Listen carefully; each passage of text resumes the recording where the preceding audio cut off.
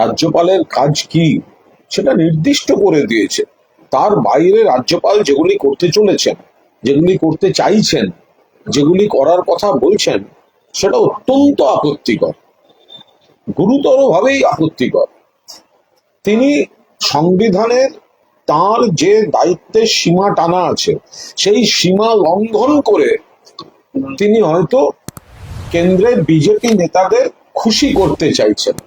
তাকে যারা নিয়োগ করেছে তাদের উনি খুশি করতে চাইছেন, কিন্তু সেটা তো সংবিধানে নেই। উনি কে এটা জিজ্ঞাসা করা? বাংলার মানুষ যেটা চাইছেন, বাংলার মানুষ অতীতেও নিজেরাই জানিয়ে দিয়েছেন ভোটের বাক্সে, আবার সেটা জানিয়ে দেবেন। তো এটার মানেটা কি যে রাজ্যপাল তিনি সমীক্ষা করবেন? তো আগে রাজ্যপাল এই সমীক্ষা করুন যে দেশের আজকের যা কাঠামো, তাতে এই রাজবাড়ির মতো রাজভবন আর রাজ্যপাল পদটা আদৌ রাখার দরকার আছে কিনা। যখন সংবিধান তৈরি হয়েছিল, যে কাঠামো তৈরি হয়েছিল, যে ধাঁচে তৈরি হয়েছিল, আজকের মানুষের কাছে, আজকের গণতন্ত্রে এই রাজ্যপাল আর রাজভবন এটার দরকার আছে কি নেই, সেইটা রাজ্যপাল আমার মনে হয় সমীক্ষা করলে তিনি একটা সদুত্তর পাবেন। তার সঙ্গে আমি আপনাদের আর একটা কথা বলি যে আরেকটি পরিবার 12ই ফেব্রুয়ারি 2024 12ই ফেব্রুয়ারি 2024 উত্তর দিনাজপুরের চোপড়া ব্লকে বিএসএফ ওই যে একটা বিরাট গর্ত খুঁড়েছিল, তাতে 4টি বাচ্চা মারা যায় মাটি চাপা পড়ে। এবার সেখানে পাশে দাঁড়িয়েছিল রাজ্য সরকার, পাশে দাঁড়িয়েছিলেন তৃণমূল বিধায়ক। রাজ্যপাল সেখানে গিয়ে বলে এসেছিলেন, আমাদের এই দিক থেকে সরকার বা যাদের যা যা করণীয় সহযোগিতা, দেখুন মৃত্যুর তো ক্ষতিপূরণ দিয়ে মৃত্যুর শূন্যতা পালন করা যায় না, কিন্তু তবু যা যা করণীয় সেগুলো করা হয়েছিল। কিন্তু রাজ্যপাল সেখানে উনি বলে এসেছিলেন যে 9 দিনের মাথায় গিয়ে বলেছিলেন উনি এই 4টি পরিবারকে তিনি আর্থিক সাহায্য করবেন, এবং সেটা প্রকাশ্যে তিনি সেটা বলেছিলেন। এবং কিন্তু এখন সেই পরিবারগুলি বলছে যে তৃণমূল পাশে থাকলেও রাজ্যপাল যে বলে গেছিলেন সাহায্য করবেন, তো সাহায্য তো করছেন না। ফলে তাঁরা রাজভবনে আসছেন যে রাজ্যপালের কাছ থেকে সেই সাহায্যটা নিতে। তাহলে বলেছিলেন কেন যে সাহায্যটা করবেন? ফলে তারা যেটা বলেছেন, কলকাতায় রাজ্যপালের দেখা করতে বা রাজভবনে দেখা করতে যাচ্ছে। মানে কেন রাজ্যপালের সাথে দেখা করতে যাচ্ছে? রাজ্যপালের টাকা 1 লক্ষ করে টাকা দিতে চাইছিল, ওগুলো পায়নি। গিয়ে কলকাতায় রায়গঞ্জে গিয়েছিলাম, ওখানে দরখাস্ত লিখে পাঠাচ্ছি, এখনো টাকাটা পায়নি রাজ্যপালের। মানে কেন পাননি? দেয়নি এখনো দেয়নি টাকাটা। কারা দিয়েছিল তাহলে এখানে? তো তাহলে রাজ্যপাল, তৃণমূল বা রাজ্য সরকার দায়িত্ব পালন করেছিল, রাজ্যপাল এইভাবে পাবলিসিটি নিতে যান, মানুষের আবেগ নিয়ে তিনি খেলা করে আসছেন। 4টি শিশুর মৃত্যু, আর্থিক তার ক্ষতিপূরণ হয় না, তবু পরিবারের পাশে একটু থাকা। তাহলে তিনি বললেন কেন? তাহলে রাজ্যপাল তিনি এটা বললেন কেন?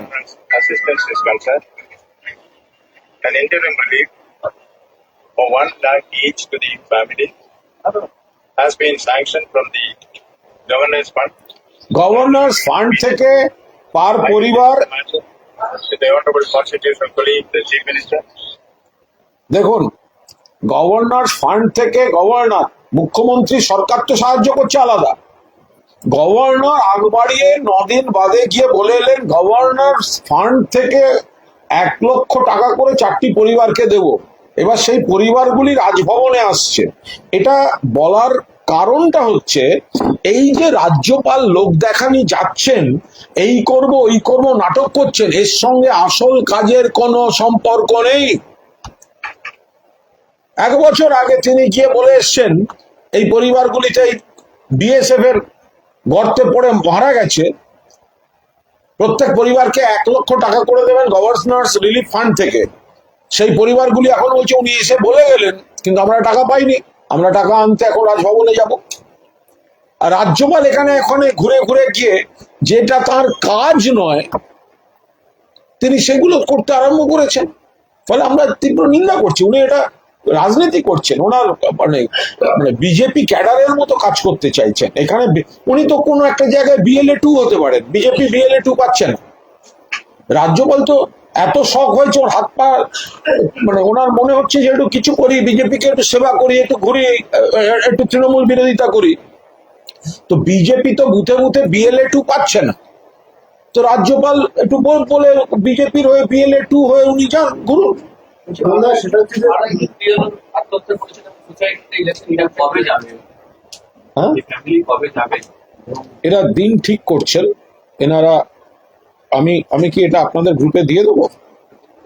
তাহলে আমি ওনাদের বাইট বা রাজ্যপালের পুরনো বাইট আমি সমস্তটাই আপনাদের গ্রুপে আমি কিছুক্ষণ বাদে দিয়ে দিই। আচ্ছা, দিয়ে দিচ্ছি, আমি ওটা দিয়ে দিচ্ছি পুরোটা।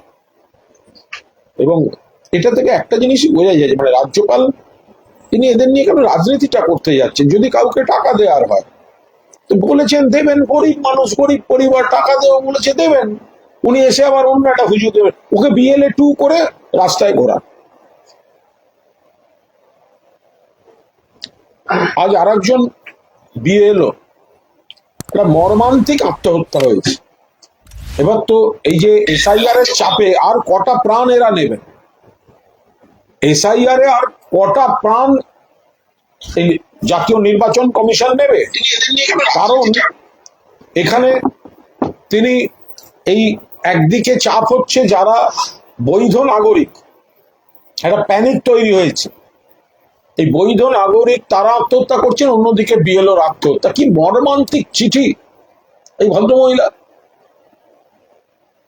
মাননীয় মুখ্যমন্ত্রী মমতা বন্দ্যোপাধ্যায় কড়া ভাষায় প্রতিবাদ করেছেন, নিন্দা করেছেন। এটা কি করছে জাতীয় নির্বাচন কমিশন? চিঠিটা পড়েছে আর বিজেপির নেতারা এই নিয়ে রঙ্গরসিকতা করছে। কি পরিমাণ চাপ! কিছু বললেই বলছে SIR এর বিরোধিতা। আরে কিসের বিরোধিতা? 2001 সালে ভোটের পর 2 বছর ধরে হয়েছে। তো যে কাজটা করতে 2-2.5 বছর সময় লাগে, সেখানে সামনে ভোট বলে বিজেপির রাজনীতিটায় সাহায্য করার জন্য লোকের নাম কাটার এজেন্ডা নিয়ে 2-2.5 মাসের মধ্যে, 2 মাসের মধ্যে করতে হবে। 28 তারিখের মধ্যে এখন বলছে নাম আপলোড করতে হবে। সবাই এক সমটা পারেন না, মানে সবাই ডিজিটালি এতটা দক্ষ নন। অনেক জায়গায় সার্ভার, নেট এসব প্রবলেম আছে। কি অমানসিক চাপ সৃষ্টি হচ্ছে। আর তারপর বিজেপি নেতারা বলছেন অ্যারেস্ট করা হবে, বিহারে এতজনকে অ্যারেস্ট করা হয়েছে, আপনারা কাজ না করলে অ্যারেস্ট করা হবে। মানসিক চাপ। আত্মহত্যা করেছেন, এর গোটা দায় জাতীয় নির্বাচন কমিশনের, এর দায় ভারতীয় জনতা পার্টির। ফলে আমরা আবার বলছি, এই অবৈজ্ঞানিক, অদূরদর্শী, হঠকারী পদ্ধতিতে যেটা চলছে, অবিলম্বে সেটা পুনর্বিবেচনা করা দরকার। না, সেটা হচ্ছে তামিলনাড়ু, রাজস্থান, কেরালার পর এবার মোদী, অমিত শাহের গুজরাট, সেখানেও একজন BLO সুইসাইড করেছেন এবং তিনি তার সুইসাইড নোটে লিখেছেন, I can no longer carry out SIR work. কিন্তু ভয়ঙ্কর, ভয়ঙ্কর মানে সারা দেশে চলছে। গুজরাটেও কি বলবেন নরেন্দ্র মোদী, কি বলবেন অমিত শাহ? গুজরাটেও BLO আত্মহত্যা করে বলছেন যে আমি এই চাপটা নিতে পারছি না। দিন নেই রাত নেই, তাদেরকে অল্প সময় বেঁধে দিয়ে না করলে গ্রেফতারের ভয় দেখানো হচ্ছে। বিজেপি নেতারা দাদাগিরি করছে, নির্বাচন কমিশন বিজেপির দলদাসের মতো কাজ করছে। সেই জায়গায় দাঁড়িয়ে গুজরাটেও যখন আত্মহত্যা BLO, আর এখানে বিজেপি নেতারা অমানবিক রঙ্গরসিকতা করছেন। রাজস্থান হয়েছে, তামিলনাড়ু হয়েছে, গুজরাটেও হয়েছে। তার মানে এই পদ্ধতিটায় কোথাও একটা ভুল রয়েছে, যেটা জোর করে এরা চাপিয়ে দিতে চাইছে। গুজরাটেও যখন BLO আত্মহত্যা করছেন, প্রধানমন্ত্রী, স্বরাষ্ট্রমন্ত্রী সহ কেন্দ্রীয় সরকার এবং কথায় কথায় গুজরাট গুজরাট বলেন, তো তারা দেখুন কিভাবে মানুষের মাথায় আপনি মৃত্যু চাপিয়ে দিচ্ছেন। উত্তর দিনাজপুরের চোপড়ায় অসুস্থ বিএলও হাসপাতালে বেডে শুয়ে কাজ করছেন। পান্ডুয়ায় একটা ভিডিও ভাইরাল হয়েছে যেখানে বিএলও হাউ হাউ করে কাঁদছেন, কি কাজ করবেন বুঝতে পারছেন না। অন্য কোনো অসুস্থ বিএলের সঙ্গে ইতিমধ্যে মুখ্যমন্ত্রী কথা বলতে তার পরিবারের সাথে। দেখুন, বিএলওদের প্রবলেম গুলো বুঝতে হবে। বিএলও তো কাজ করবেন না একবারও বলছে না, কিন্তু যদি এত অল্প সময়ে, ধরুন প্রথমে এই ফর্ম গুলো সাপ্লাই ঠিক ছিল না, কমিশন দিতে পারেনি, ঠিক ভাষায় ঠিক সংখ্যায় ফর্ম দিতে পারেনি, ওদিকে ফর্মের উপরে বিএলও পুরুষ মহিলা নির্বিশেষে তাদের নাম আর ফোন নাম্বারটা দিয়ে দিয়েছে। তাহলে সকাল থেকে রাত তাদেরকে নানা রকম ফোন আসছে, আমারটা কখন আসবে, এটা কখন আসবে। যথাযথভাবে যতটা সময় দিয়ে ট্রেনিং করিয়ে হ্যাবিচুয়েটেড করে নেওয়া দরকার ছিল, ডিজিটালি সকলে এতটা হ্যাবিচুয়েটেড নয়, আবার তাদের অ্যাপটাও অত স্মুথ নয়, মাঝে মাঝে সেটাই ডিস্টার্ব করছে। কোনো এলাকায় নেটের প্রবলেম থাকতে পারে, এত বড় দেশ ভারতবর্ষ। ফলে এই জায়গায় দাঁড়িয়ে যদি সমানে বিজেপি নেতাদের চোখ রাঙানি শুনতে হয়, এই না হলে গ্রেফতার করা হবে, জেলে থাকবেন, অমুক করবেন, তমুক করবেন, এরা নিজেদের কাজ, মূল কাজ, তার সঙ্গে যে কাজটায় তারা সেই অর্থে অভ্যস্ত নন, সেটাকে এমন ভাবে দমন পীড়নমূলক ভাবে চাপিয়ে দেওয়া হচ্ছে, এই চাপটা তারা নিতে পারছেন না। কেউ আত্মহত্যা করছেন, কেউ অসুস্থ হয়ে যাচ্ছেন, একদিকে বৈধ ভোটার আত্মহত্যা করছেন, একদিকে বিএলও আত্মহত্যা করছেন। তাহলে জাতীয় নির্বাচন কমিশন করছেনটা কি বিজেপির দলদাসপনা করা ছাড়া?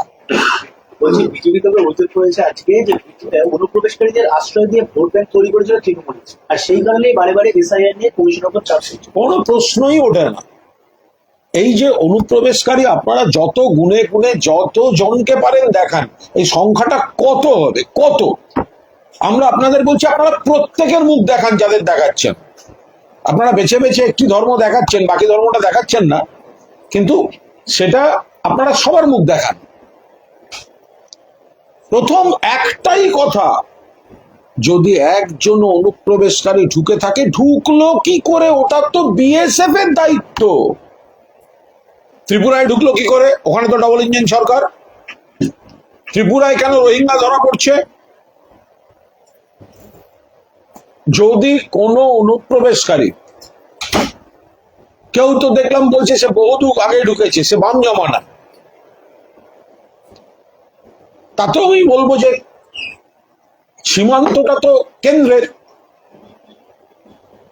আজকে যদি আপনি বলেন কেন বাংলায় ঢুকেছে, ঢুকলো কি করে, সীমান্ত রেখাটা সেটা তো জেলা পুলিশ পাহারা দেয় না, রাজ্য পুলিশ পাহারা দেয় না, সেটা তো অমিত শাহের বিএসএফ সেন্ট্রাল এজেন্সি রয়েছে।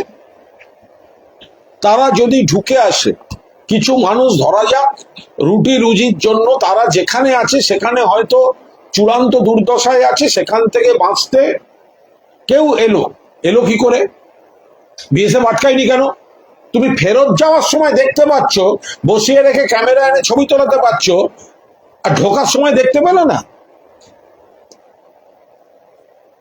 ফেরত যাওয়ার সময় তাকে দেখা যাচ্ছে, দৃশ্যমান বাইট দেওয়ার জন্য পাওয়া যাচ্ছে, ঢোকার সময় দেখা গেল না। বিএসএফ কি করছিল?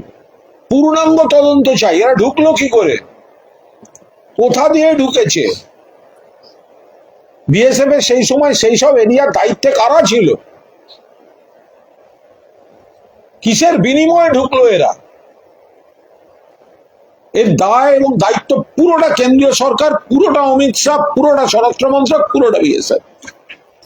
বিএসএফ সূত্রের খবর, গত 7-8 দিনে হাকিমপুর সীমান্ত দিয়ে প্রায় 1720 জনকে বাংলাদেশে পাঠানো হয়েছে। ফরেনার্স আইডেন্টিফিকেশন পোর্টালের মাধ্যমে যারা যাবে বলে এসছে, তাদের সমস্ত তথ্য যাচাই করার পর তাদেরকে পাঠানো হচ্ছে। অর্থাৎ নিয়ম না থাকলেও এটা করা হচ্ছে সরকারের অনুমতি। যদি অনুপ্রবেশকারী কেউ থাকে এবং তাদের কেউ ভারতীয় কোনো দলিল নেই, কোনো নথিপত্র বা দলিল দস্তাবেজ নেই, তাদের বিএসএফ ফেরত দিচ্ছে, খুব ভালো কথা। এটা নিয়ে তো কেউ কোনো আপত্তি করছে না, আমাদের কোনো চিন্তা, উদ্বেগ, আপত্তি, ক্রোধ কিচ্ছু নেই। প্রশ্নটা শুধু হচ্ছে ঢুকলো কি করে।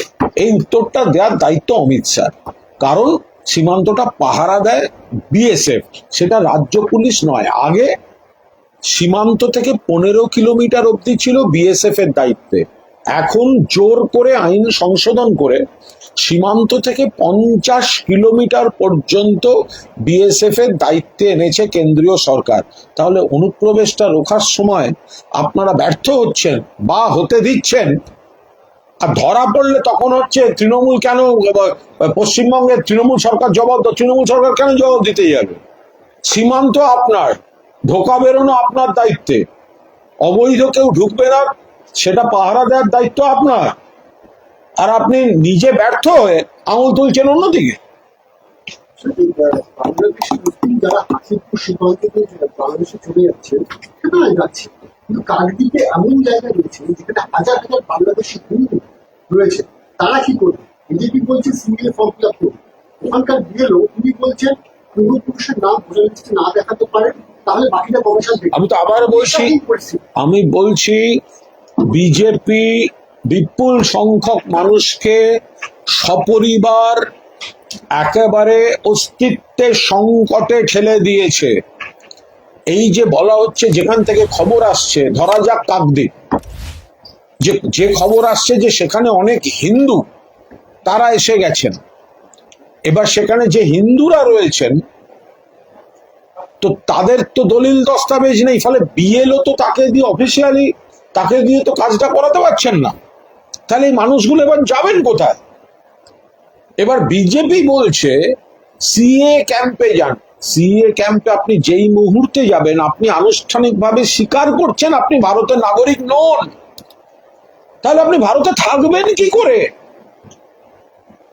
ফলে এই ভয়ঙ্কর সমস্যাটা তৈরি করে দিয়েছে কিন্তু জাতীয় নির্বাচন কমিশন, হাইলি ইনফ্লুয়েন্সড বাই ভারতীয় জনতা পার্টি। এরা মুখে হিন্দুদের বন্ধু বন্ধু বন্ধু বন্ধু বলতে চলে যাচ্ছে, আর উত্তরে রাজবংশী থেকে এখানে মতুয়া সম্প্রদায় সবাই উদ্বিগ্ন। হিন্দু কয়েকজন যারা চলে এসছেন এপাশে, তারা অথই জলে পড়ে আছেন, কোন দিকে যাবেন? বাংলাদেশ থেকে এসছেন, অথচ এখানে দলিল দস্তাবেজ নেই, বিএলও কাগজ দিতে পারছেন না।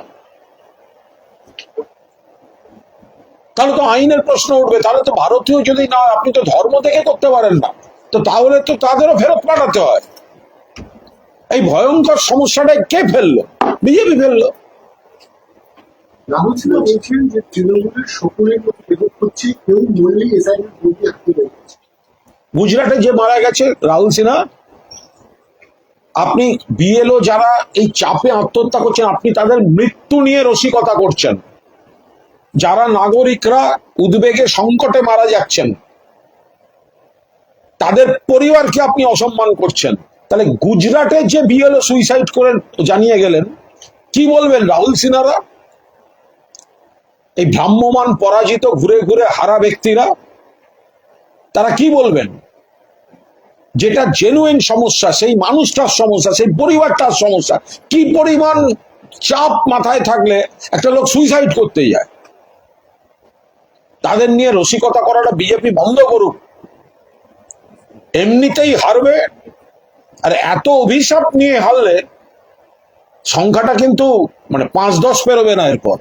বলছি এসআইআর বাইরে পুলিশ মঞ্চ, পূর্ব মেদিনীপুরের পুলিশ মঞ্চে দাঁড়িয়ে পুলিশ ওয়েলফেয়ার অ্যাসোসিয়েশনের অনুষ্ঠান মঞ্চ, সেখানে দাঁড়িয়ে পুলিশ সংগঠনের নেতা বিজিতার্ষ রাউত বলছে যে বিজেপি কোনোভাবেই বিজেপি ক্ষমতা আনা যাবে না, 2026 সালের মে মাস পর্যন্ত লড়াই চালাতে হবে মমতা বন্দ্যোপাধ্যায়কে চতুর্থবার মুখ্যমন্ত্রী পদে আনার জন্য। বিজেপির দাবি যে পুলিশ এভাবেই দলদাসে পরিণত হয়েছে। একটা সংগঠন হতেই পারে, তো রাজ্য সরকারি সংগঠন, তো তারা যখন ধর্ণা দেয় ডিএর দাবিতে, মুখ্যমন্ত্রী থেকে শুরু করে সরকারের সমালোচনা করে, দিল্লিতে হিন্দু মহাসভার গেস্ট হাউসে গিয়ে থাকে, তখন দেখতে পায় না এরা? একজন মানুষ তিনি কর্তব্য পালন করছেন তার ডিউটির সময়, এর বাইরে তার তো নিজস্ব যে অধিকার নাগরিক হিসেবে, সেটা বলার অধিকার আছে। তো কোঅর্ডিনেশন কমিটি করলে খুব ভালো।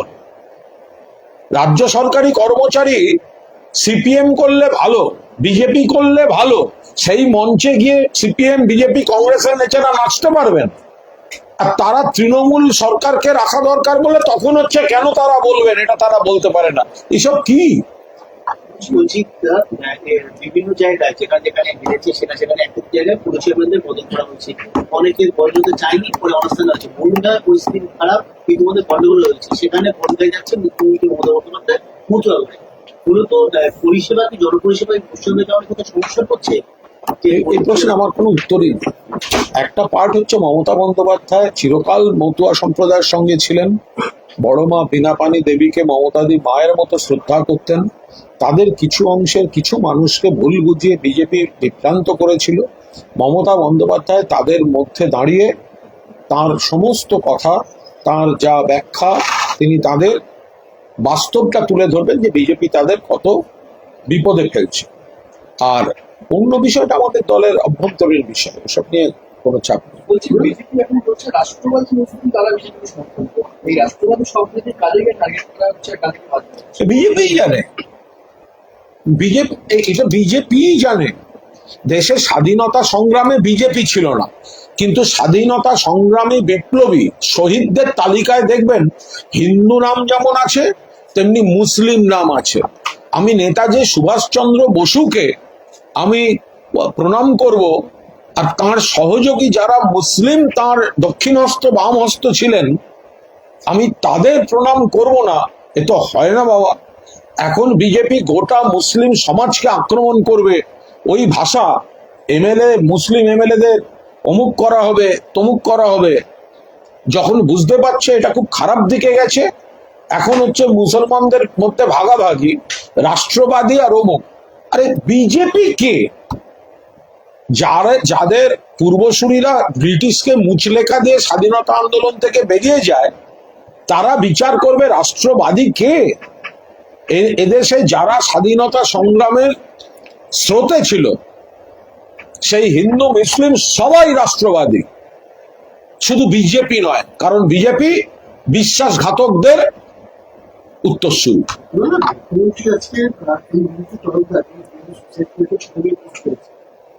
আপনার সঙ্গে তিনি বলছেন চাকরি চুরির জন্য চাকরিহারা মারা গেলে মুখ্যমন্ত্রী কোনো টুইট করতেন। রিঙ্কু দেবী সুইসাইড নোট নিয়ে সিবিআই তদন্ত করার মুখ্যমন্ত্রী আমরা চ্যালেঞ্জ করছি।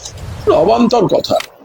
কোনো পরিবারে কোনো বিপর্যয় ঘটলে মমতা বন্দ্যোপাধ্যায় সহমর্মী হয়ে যান। তিনি সবসময় বারণ করেন এই ধরনের নিজেদের শেষ করার কাজ যেন কেউ না করেন। তো এখানে এত বড় একটা সমস্যা চলছে এবং সেটা দেশ জুড়ে সমস্যা। এখানেও বিএলওরা সুইসাইড করছেন, আবার গুজরাট থেকেও খবর আসছে, রাজস্থান থেকে খবর আসছে, তামিলনাড়ু থেকে খবর আসছে, এবং এটা নির্বাচন কমিশনের হঠকারী সিদ্ধান্তের জন্য। তো মুখ্যমন্ত্রী মানবিকভাবেই পাশে দাঁড়িয়েছেন। আমি রাহুল সিনহাকে বলছি, যাদের বলছেন, যাদের মৃত্যু নিয়ে আপনারা রসিকতা করছেন, অপমান করছেন, যে কেউ মারা গেলে এসআইআর বলা হচ্ছে, রাহুল সিনহা এখানে এসব বড় বড় কথা না বলে ক্ষমতা থাকলে ওই বাড়িতে ওই পরিবারের সামনে দাঁড়িয়ে আপনি এই কথাটা বলে আসুন। পশ্চিমবঙ্গে তাদের এবার বিজয়ের জন্য তাদের বাহিনী মোতায়েন করা হচ্ছে, কেন্দ্রীয় নেতৃত্বকে আসবে। আপনি কিন্তু ফোনকে বলেছিলেন যে বৈধবাদী বাহিনী কি বললেন? এই তো প্রত্যেকবার বিজেপির একটা সার্কাস, বিজেপির একটা সার্কাস। 21 সালেও আবকি বার অমুক তমুক, 23 সালে পঞ্চায়েত জিতবো, 24 সালে লোকসভা সিট বাড়াবো, কমে গেল। ফলে এই ভোট এলেই প্রধানমন্ত্রী তিনি নাকি আসবেন, অমিত শাহ আসবেন। আরে আপনারা তো ডেলি প্যাসেঞ্জারি করেন ভোট এলে, অন্য সময় তো আপনাদের দেখা যায় না। বাংলার মানুষের আপদে বিপদে মুখ্যমন্ত্রী মমতা বন্দ্যোপাধ্যায় থাকেন। আপনারা প্রধানমন্ত্রী আসছেন, খালি হাতে আসছেন কেন? 100 দিনের টাকা কেন্দ্র কোর্ট বলেছে দিয়ে দিচ্ছেন না কেন? প্রধানমন্ত্রী যদি আসেন, খালি হাতে আসছেন কেন? 100 দিনের টাকা দেননি, মমতা দিয়ে দিয়েছে। আবাসের টাকা দেননি, মমতা দিয়ে দিয়েছেন। বাংলার 1,95,000 কোটি টাকা বকেয়া দেননি, বাংলা ভাষাকে অপমান করেছেন আপনার দলের লোকেরা। যারা এখানে আছে ভারতীয় নাগরিক, তাদের শিকড় ধরে টান দিচ্ছেন। আপনার ডেলি প্যাসেঞ্জারই তো পুরনো হয়ে গেছে এখানে। আপনি খালি হাতে আসছেন কেন? বাংলার বকেয়াটা নিয়ে আসুন। আপনি তো এবার আদালত অবমাননা করছেন। আদালতও বলেছে বাংলার বকেয়াটা বাংলাকে দিয়ে দিতে হবে, আপনি দেননি কেন? বাংলায় একটা কথা আছে, ন্যাড়া বারবার বেলতলায় একটা বিষয় আছে। তো প্রধানমন্ত্রীর সে বাংলার সেগুলো একটুখানি দেখে নেবেন। আপনাকে তো বারবার বাংলায় আসার, বাংলা থেকে বারবার প্রত্যাখ্যাত হওয়া আপনার একটু দুঃখ লাগে না? এই যে আপনি আসেন, এত কথা বলেন, টেলিপ্রম্পটার পড়ে কতগুলো কথা বলেন, তারপর আবার আপনার দল হেরে যায়। প্রধানমন্ত্রীকে আমি দায়িত্ব নিয়ে বলছি, আপনি যে যে বিধানসভার মাটিতে দাঁড়িয়ে বক্তৃতা দেবেন সেইগুলো তৃণমূল কংগ্রেস জিতবে। তৃণমূল তো সরকার গড়বে, মমতা বন্দ্যোপাধ্যায় চতুর্থবারের জন্য মুখ্যমন্ত্রী হবেন, পাশাপাশি নরেন্দ্র মোদী আর অমিত শাহ বাংলার মাটিতে যে কটি বিধানসভা কেন্দ্রের জমিতে দাঁড়িয়ে জনসভা করবেন সেই কটা বিধানসভাও তৃণমূল কংগ্রেসের প্রার্থীরা জিতে আসবেন এবার। শুভেন্দুকে টুইট করেছেন, এখানে তিনি বলছেন যে আরামবাগ সাংগঠনিক জেলার চন্দ্রকোনা বিধানসভা চন্দ্রকোনা 4 নম্বর মন্ডলে মাঙ্গুর অঞ্চলে 216 বুথে শক্তি কেন্দ্র প্রমুখ বিজেপি কর্মী হিমাদ্রি থেকে তৃণমূল পঞ্চায়েত সদস্য শেখ শরীফুল এবং আরেকজন তৃণমূল কর্মী আমজাদ আলী তারা হুমকি দিচ্ছে ফলে সেই রেকর্ড তিনি দিয়েছেন। কেন হুমকি দিচ্ছেন না? এসআইআর ফর্ম ফিল আপ করেছেন। এটা কোনো মানে কাকে দিয়ে কি সব করিয়েছে দেখতে হবে। শুভেন্দুবাবু নিজের জেলা পূর্ব মেদিনীপুর, সেখানে ভগবানপুরে তো তৃণমূলের ছেলেদের যারা কাজ করছিল, বিএলএ এবং তার সহকারী, তাকে তো ফেলে মেরেছে, তমলুক হসপিটালে ভর্তি করানো হয়েছে। তো সুতরাং আপনি দেখুন আপনার যে এলাকায় আপনি থাকেন, তো সেই এলাকাতেই তো আপনাদের এইসব বিজেপির লোকেরা গুন্ডামি করছে। তার থেকে নজর ঘোরাতে এই ধরনের কোনো গল্প পাচ্ছে। যে লাস্ট একটা কোশ্চেন, কালকে একটা কলকাতা পুরসভা মেয়র সিদ্ধান্ত নিয়েছেন যে সকাল 7টা থেকে 9টার মধ্যে কোনো পার্কিং শহরে থাকবে না, কোনো গাড়ি পার্ক থাকবে না। মূলত আজকে সাধারণ মানুষের একটা প্রশ্ন, তাহলে গাড়িগুলো যাবে কোথায়? যারা পার্কিং ফি রাখবে, এর আগেও তো পার্কিং ফি তৈরি হচ্ছিল, আবারও এই ধরুন 7টা থেকে 9টার এই সিদ্ধান্ত, সকাল 7 থেকে 9টা টোটালে কোনো পার্কিং থাকবে না। সাধারণ মানুষ বলছে তাহলে পার্কিংটা করবো কোথায়, গাড়ি থাকবে কোথায়? এই নিয়ে তো প্রশ্ন হচ্ছে, কি বলবেন? কলকাতা পুরসভাতে তৃণমূল প্রশাসন কি বলবেন? না, এটা কিছু বলার নেই, এটা তো প্রশাসনিক বিষয়, পুরসভার এটা তো জেনে বলতে হবে। বললাম শেষ। গাড়ি কোথায় থাকবে? গাড়ি চাকার উপর দাঁড়িয়ে থাকবে। আমার শেষ প্রশ্ন, সরকারি হাসপাতালগুলোর নিরাপত্তা এবং নজরদারি নিয়ে আর্থিকরের পর একাধিক আনুষ্ঠানিক সরকারি আশ্বাস দিয়েছিল সরকার রেফার করতে, কিন্তু বারবার সরকারি হাসপাতালে একাধিক ঘটনা ঘটছে। সম্প্রতি এসএসকেএমের জমা খেয়ে যদি একজন ভিতরে ঢুকে যায় এবং আবার তার জন্ম হয়, আজ আবার সেখান থেকে কলকাতা পুলিশকে লাল কেউ ধরেছে কোথায়? এসএসকেএম। ওটা প্রশাসনিক বিষয়। অ্যাকচুয়ালি কি হয়েছে না হয়েছে ওটা দেখছে, বহু মানুষ আসেন, কড়া নিরাপত্তা আছে, তাহলে ওটা ওখানকার প্রশাসন দেখছে।